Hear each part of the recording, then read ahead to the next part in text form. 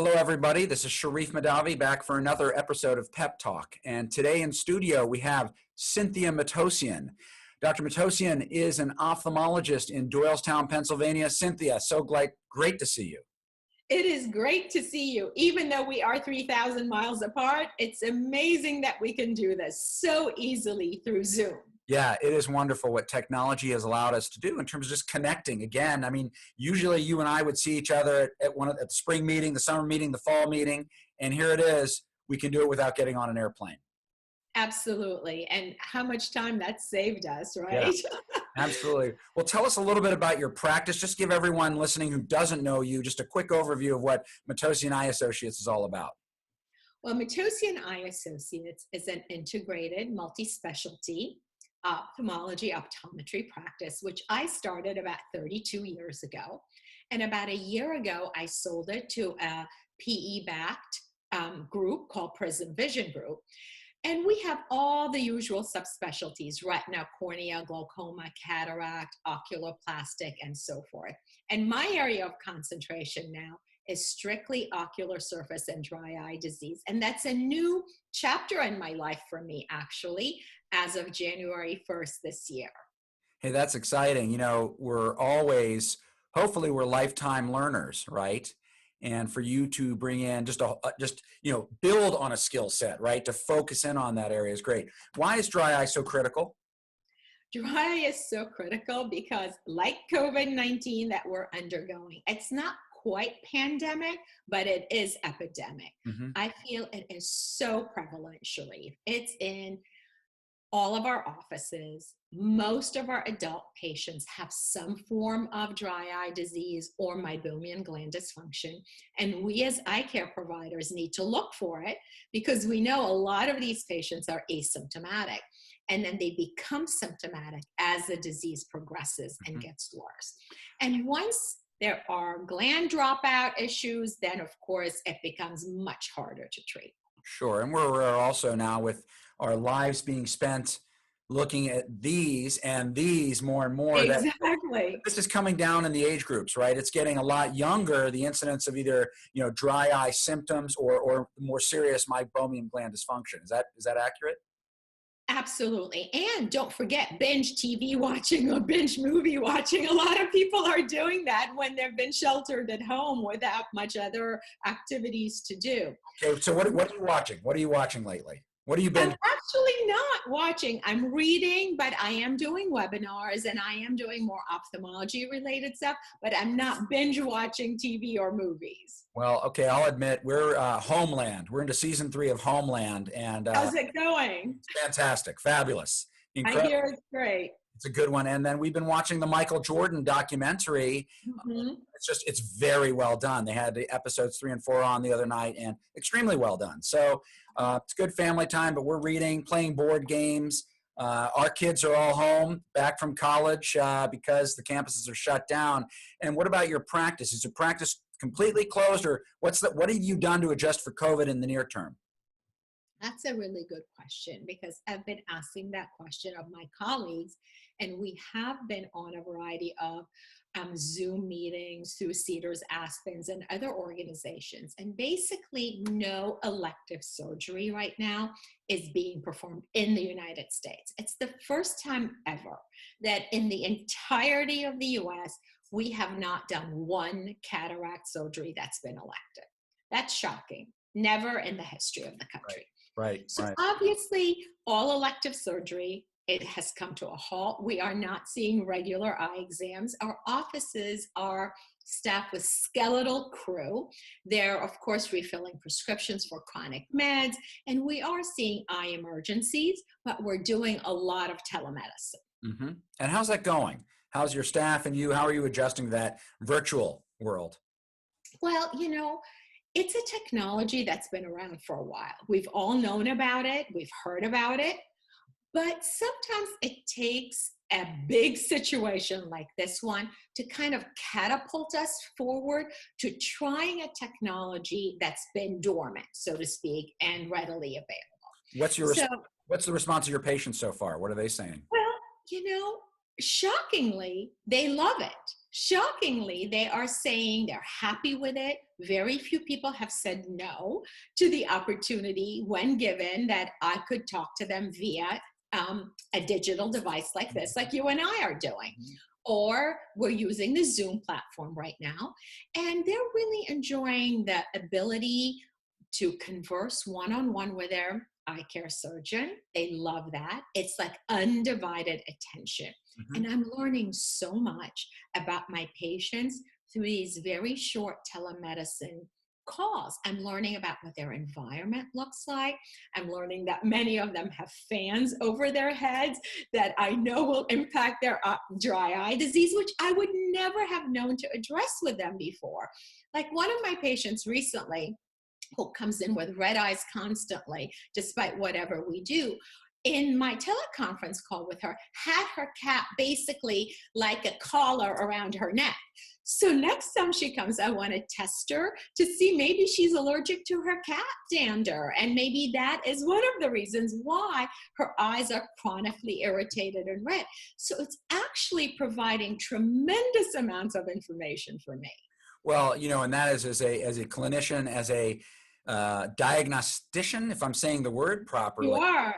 you now just got opened up into a whole new world and going into their world, right? At least in Mhm. terms of what's in this rectangle of the Zoom Yeah, camera or FaceTime or whatever the medium has to be. I think it's fascinating that you're able to learn from them. And what this tells me is this is a fundamental shift in the doctor-patient relationship that's absolutely. enabled by, well, let's say necessitated by a crisis, but enabled by technology. And I think it's here to stay. This is one of the things that post-COVID, I think we're going to continue to offer our patients because it's also a convenience for our patients. They don't have to pay to park. They don't have to drive. Some of them come from over an hour away. They're not wasting gas. It's better carbon print on the environment.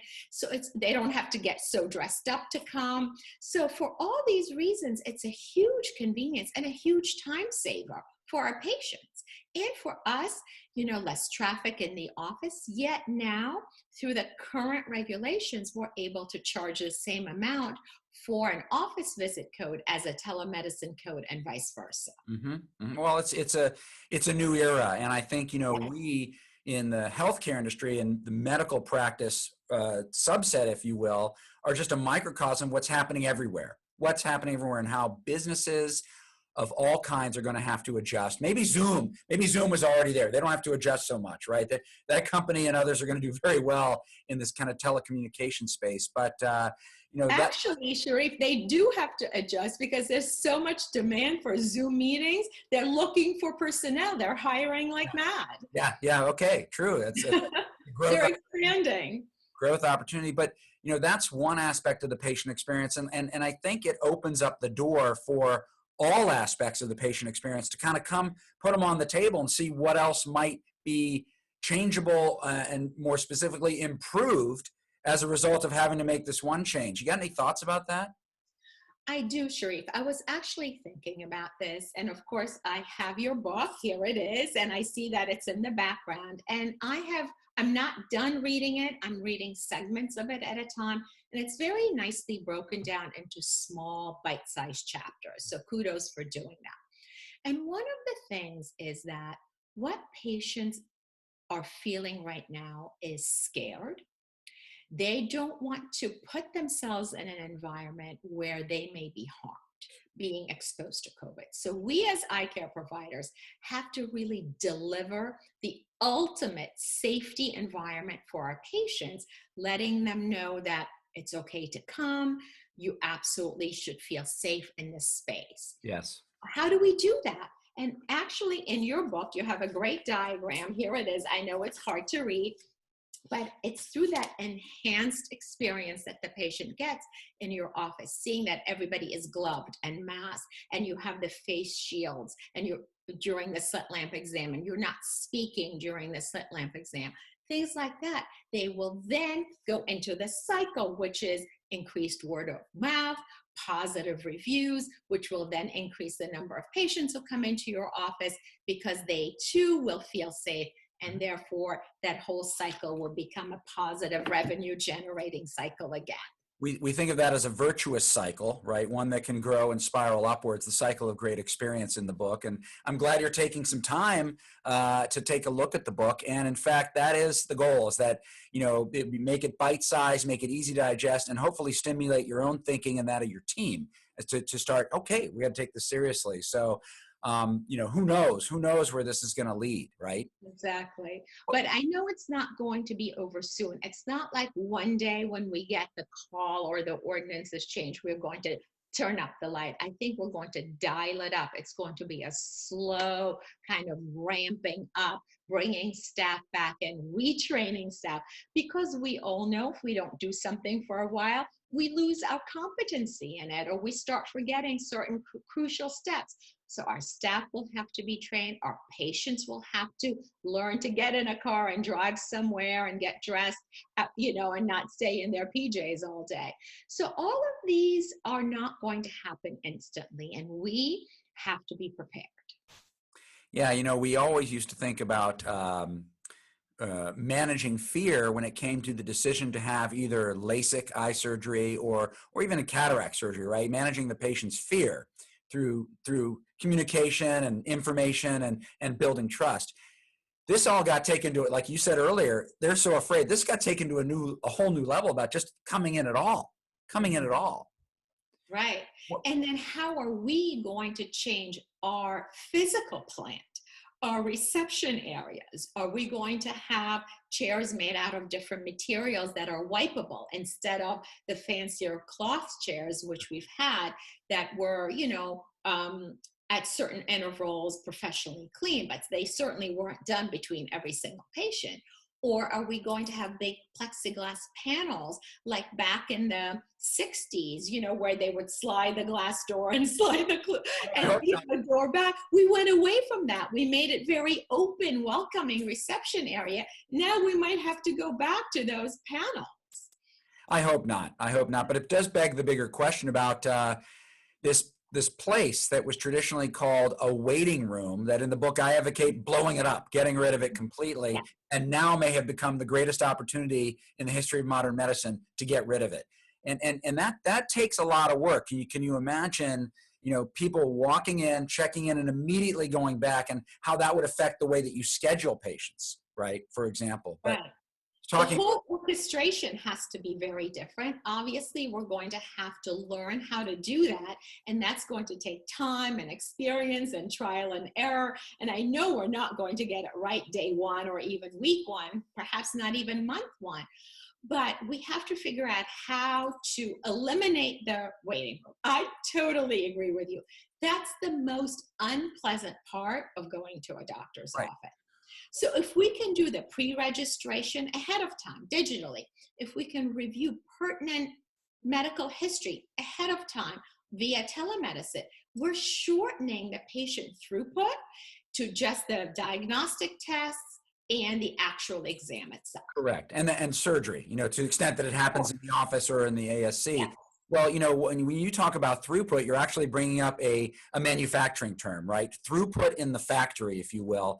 And those manufacturing principles, which have been well honed since the days of Henry Ford and the origins of mass production, right, have been well honed, can and should be applied to the medical environment. And in that context, Cynthia, if you think of a patient sitting in a waiting room, okay, that's waste. Okay, that's inventory. From a manufacturing standpoint, that's inventory that can't be processed. It's in a holding pattern, right?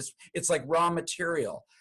If you take it to the other end of the continuum, what you do and other eye surgeons is so transformative, right? It's a transformation where, in fact, that person is the one who has changed, right? They are the one who is, quote unquote, it's the manufacturing process, if you will, takes them from seeing not well to seeing very well, right? Or seeing without dependence on eyewear. So you're onto something with this notion of throughput. I think we're at the beginning of it. I will share with you that Bernie Haffey and I are collaborating on seeing, can we come up with an offering for the medical community to help them. In fact, let's eliminate waste, right? Waiting is waste. So can we eliminate that, which is better for you, right? And better for the patient and safer for the patient and more productive. So we're getting there. Well, You've been great. And as you know, at the end of these episodes, we always offer our guests the chance to give some type of inspirational or motivational message to those that are listening. That is why we call it Pep Talk, Cynthia. So